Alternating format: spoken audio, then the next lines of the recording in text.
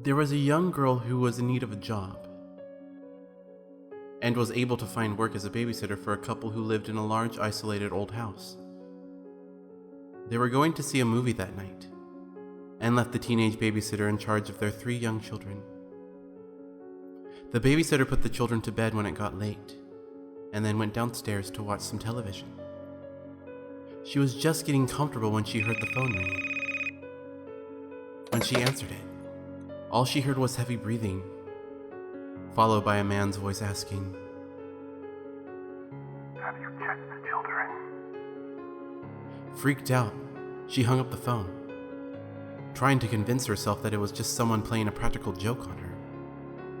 She went back to watching television, but about 15 minutes later, the phone rang again. She picked up the receiver and heard hysterical laughter from the other end of the line. Then the same voice asked, "Why haven't you checked the children?" The babysitter slammed down the phone. The poor girl was frightened out of her wits and immediately called the police. The operator at the police station told the babysitter that if the man called again, she should try to keep him talking. That would give the police time to trace the call. A few minutes later, the phone rang a 3rd time, and when the babysitter answered it, she heard the heavy breathing again. The voice on the line said, "You should really check on the children." The babysitter listened to him laughing hysterically for a long time. She hung up the phone again, and almost immediately, it rang again. This time it was the operator from the police station who yelled, "Get out of the house right now. The calls are coming from the upstairs phone."